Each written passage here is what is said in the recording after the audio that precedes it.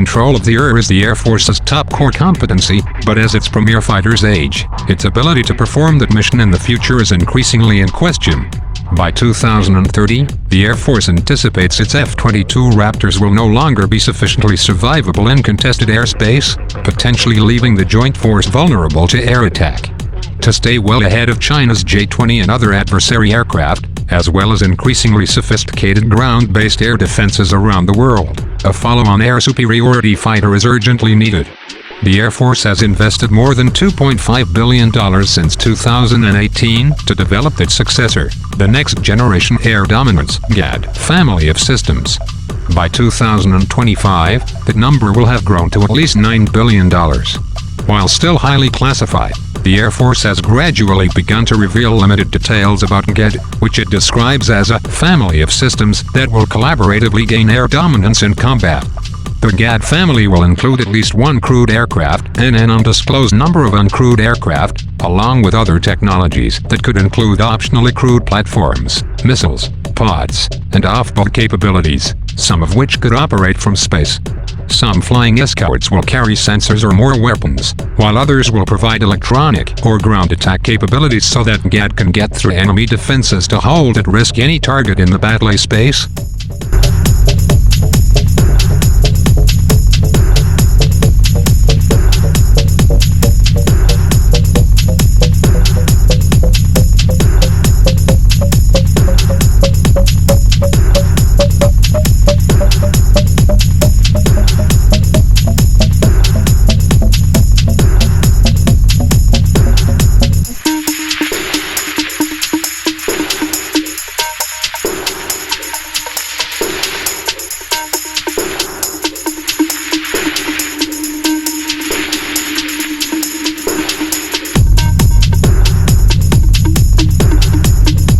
Roper's concept from GAD was to draw both traditional prime contractors as well as startups to compete. New aircraft didn't necessarily have to be built by the companies that designed them. Roper envisaged short production runs of 50 to 100 airplanes, each succeeded in close order by another more advanced design, with new types developed roughly every 5 years. Today's fifth-generation fighters use active electronically scanned array (ESA) radars that hop frequencies very rapidly to diminish the amount of time their electronic emissions can be spotted and tracked. GAD may dispense with an ESA on the manned fighter and rely on escort aircraft to provide that function, which would make the manned platform harder to detect.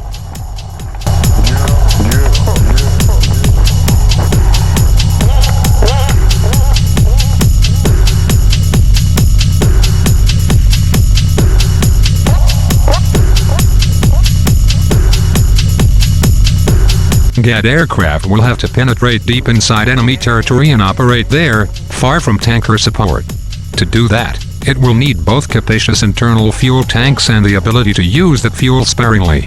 Since 2007, the Air Force has invested billions in the Adaptive Engine Transition Program (AET), developing power plants with greater thrust and fuel efficiency.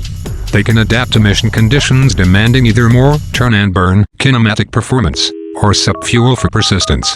Other new technologies involve additive printing of parts, adaptive seals, and high-temperature ceramics to allow the engine to run hotter than today's turbofans. There are two AET engines, GE Aviation's XA-100 and Pratt & Whitney's XA-101. Both progressed to the testing phase last fall, and both will undergo durability and other testing over the next 2 years. Both companies said they've met the Air Force's goals, extending range by 25 to 30% and improving acceleration by 18%. To this, the AET engines were meant to generate 45,000 pounds of thrust. They will also be able to pump more electricity to electronic warfare systems or directed energy weapons than today's fighter engines can.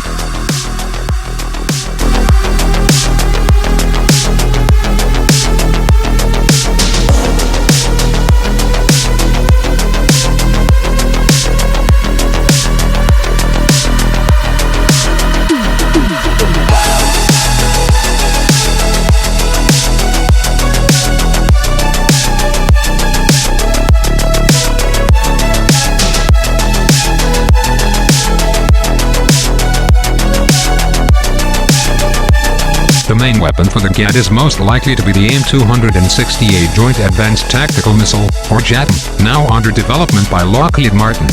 The Modular Advanced Missile is another highly classified system due to undergo kinematic tests from a fighter in 2023, according to Air Force budget documents.